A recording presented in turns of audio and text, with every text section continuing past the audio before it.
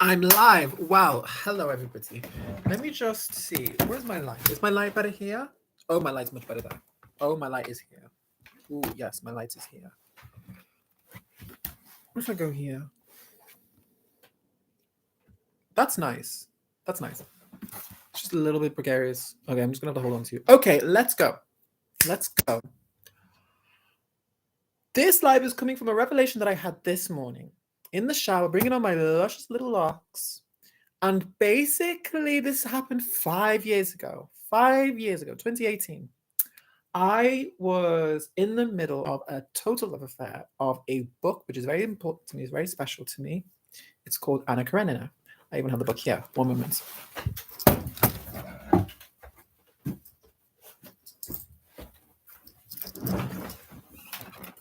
Here is the book. Anna Karenina, Lev Nikolaevich Tolstoy. You may have heard of it. If you've not heard of Anna Karenina, then you've definitely heard of War and Peace. Everybody quotes War and Peace. I keep looking at myself, I'm going to look at you. And I was so into it. I was talking about it, and I was so excited. The reason I love it is like it's about this Russian princess. It's snow, carriages, furs, darling. It's European palaces. It's all of this stuff, right? So this person looked at me, listening to what I had to say, and said this. You really like European culture, old European culture. Yeah? Why?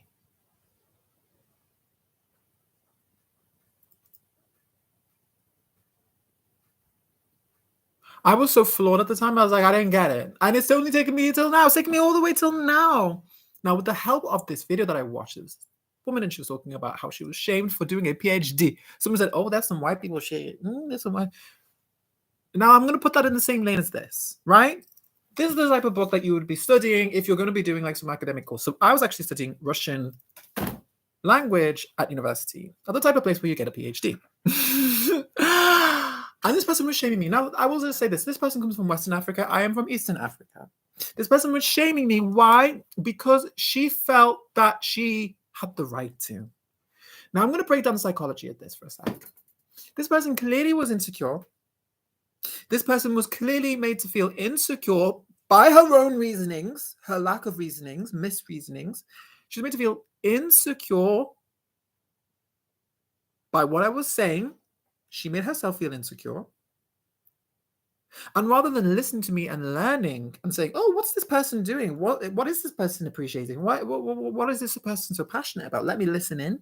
This person chose to shame me. Why? Because she felt ashamed that she didn't know what the F I was talking about, that she couldn't engage with things in the way that I was. So she chose to shame me. Now, let me just say this. This is in South London, right? This is in South London. This is in Brixton, actually, to be specific. Now, I, as a person, because clearly I'm Afro-European, honey, I am equal parts measure European, African. That's who I am. And I'm actually extremely proud of that. Beautiful. It's not going to be every day that I feel pride because of the world that we live in. However, on my bestest days, and today is one of my bestest days, I feel proud about that. Because why? I am able to live as a cultural bridge, as an ethnic bridge for two of the most polarized so-called racial categories that have ever existed. So that's a plus. So this type of activism I want to talk about. So yes, I've spoken about how the fact that she was insecure and then she felt ashamed and she wanted to shame me because she felt ashamed. This type of activism, let's call it blacktivism, where we shame one another for doing white shit. Well, I just want to say this. What language do you speak? What language are you most fluent in? English. Okay, great. What sports brands do you wear? Oh, Adidas. Nike. Ah, okay. Have you ever watched SpongeBob? All right, okay. These are all things created by Europeans. We are not going to shame anybody for using these things. Are we going to shame somebody for saying, oh, I just pulled up in my new Mercedes-Benz, my German whip, or my BMW, or whatever it is? No. Because these are the things that are placed before us in the culture that we live in, right? And the time that we live in. Now, let's just say this. This European hegemony that we all have experienced, it is a direct result of this old European culture that produced this, right? This came out in the 1870s. Mercedes-Benz and Nike and Adidas and all the rest of it, SpongeBob SquarePants, all of these people's ancestors were alive at the time and they were doing things at that time. So everything is connected. And what this person was doing is, because I am taking an active, engaged interest and I'm passionate about something, she was choosing that to shame it. Because what you're supposed to be doing, you're supposed to be using these European products, but you're supposed to be going around feeling shame about it, right? That's the given order in this so-called Blacktivism. And it's incorrect. Because what we all want to be doing is we want to be leaving the racial categories behind, the white and the black, and coming and seeing that actually we are all one beautiful human species. We all one beautiful human species. And we all have a right to one another's cultures within limits. Within limits. We're not going to be doing cultural imperialism, but we all have a right to embrace and enjoy one another's cultures, to learn about one another, to just to live on planet Earth. Every single part of this land belongs to all of humanity, all of us. And again, we're not going to be going around doing settler colonialism and imperialism. But with that in mind, I'm so happy within myself now that I know the truth about what was occurring then. Because so many things happened, so many microaggressions happened. That was a microaggression. Doesn't matter whether that person was this or that. That was a microaggression. It was somebody who was being aggressive to me, but in a very subtle, nasty, mean, cruel, corrupt way. Corrupt and corrupting. And it's time to let so much of this go. It's time to let so much of this go, because I have two identities, truly. When it comes to my everything, the afro hair and the everything that you see, I have two identities. I have my black self, myself raised in the West, will listen to the area codes, got white boy my Rasta, he's feeding me pasta and lobster. All of those things, the fact that I'm Scouse, the fact that I'm from Liverpool, all of these things are all part of my black identity. And that's being black in the diaspora. And that's something that I can switch into, okay? And just be that girl. Be that girl. Like, okay, girl. Be that girl. And then I have my African identity, right? And this is the person that I'm talking to as now. When I'm able to think as an African, I'm able to live as an African, I'm able to be an African. And that's something that I have fought for, because, of course, within this Western society, right, we are made to think that one is better than the other, or other is better than the one, and basically we're told that African identities, or anything that isn't a white, Western, European, whatever identity, is incorrect. We know that. That's been studied. That's been studied, okay? However, what I want to say is, this is such an important thing to embrace in all of us. The fact that we can pick up a book like this, and yes, honey, I do speak it. I do read it Russian. Все счастливые семьи похожи друг на друга, каждая несчастливая семья несчастлива по-своему. Yes, I speak that language. Yes, I speak that tongue, and I work bloody hard for it. The fact that we can embrace and enjoy a culture like that is a gift. And if we are going to restrict ourselves from doing something like that, well, guess what? All of the people, all of the Africans living in these cultures are never going to know your name. They're never going to know you exist, because you've chosen to block yourself away from it because you are feeling insecure. And I know this because I've also had other people say to me, oh, what languages do you speak? I speak this. Oh, right, okay. Well, you could learn it. Why don't you learn French? Oh, I don't want to learn French. French is a colonized language. What's said to me in English? Now, that is so ignorant. Why?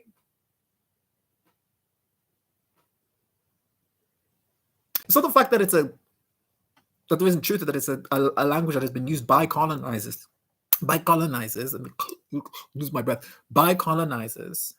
That's not the part that's inaccurate. That's not the part that is ignorant. It's the fact that you're using that as a shield to the fact that you're feeling a little bit insecure, right? I don't really know about French. So rather than say, I don't know where to start, you're using this whole political thing. Again, this is sort of activism, this faux activism, to say, well, it's a colonized language, therefore I'm not going to learn it. There's actual literature written en français. Actually, I have a book. You stay there. You stay there. You stay there.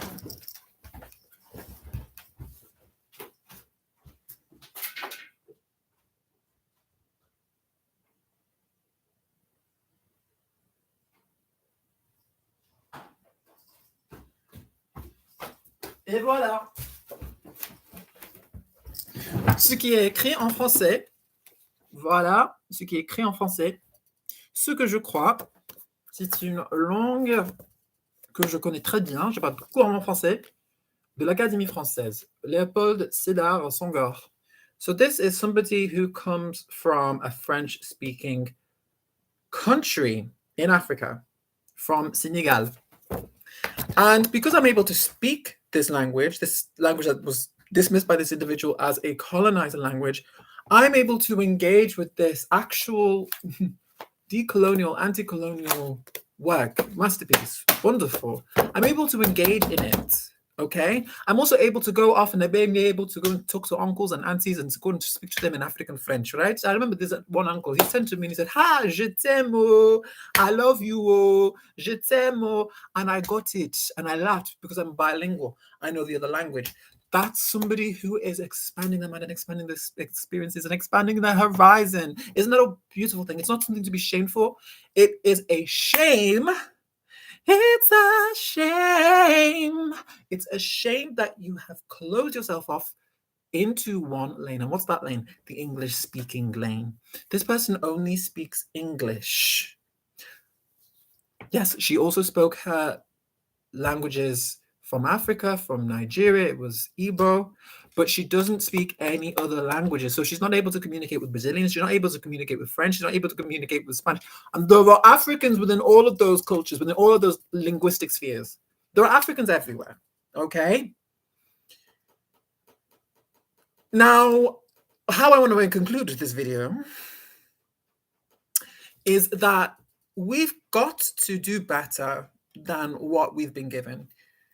The truth is, the colonizer wants you to remain ignorant, wants you to dismiss other languages, other people engaging in European cultures from the 19th century and beyond. They want you to dismiss them because then it will shame you and then less people will actually go and engage with these things. And guess what?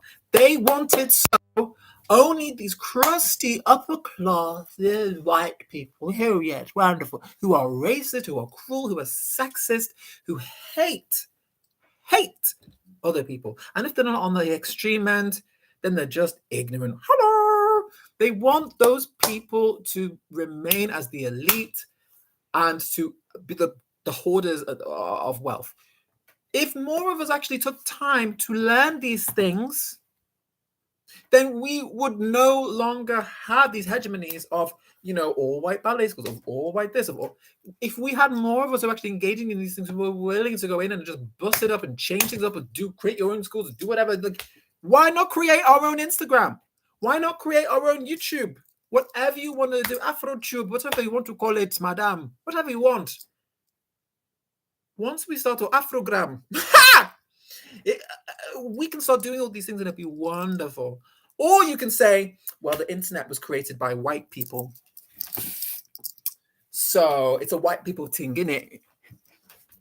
Fuck off! What? Do you see how absurd this is? I'm using my YouTube, my California YouTube, my internet created by this man from the Americas who happens to be of the European heritage. I'm using this as a business tool because it's a human creation. Yes, it happened to be that privileged type of people who were able to have the resources and weren't traumatized all the fucking time were those people, were the Europeans, were the whites, were however you want to label them. Those people. But we all use internet. We use the internet to put up our twerking videos, to put up whatever, to do our African cooking. We all use these things. So we are not here to shame others. We are not here to shame others for engaging with the things that make us human. Literature, love, passion, this, that. Are you really going to sit there and shame me for reading Shakespeare? Are you really going to stand there and say, oh, well, what's this about, it goes on and it goes on and it goes on and it goes on and it goes on. It's time to get over it. It's time to move through it. It's time to create, to enjoy our lives, my dear. Anyway, thank you for listening to this stream. I don't know who's going to listen to this. Doesn't matter. I did it. In stream.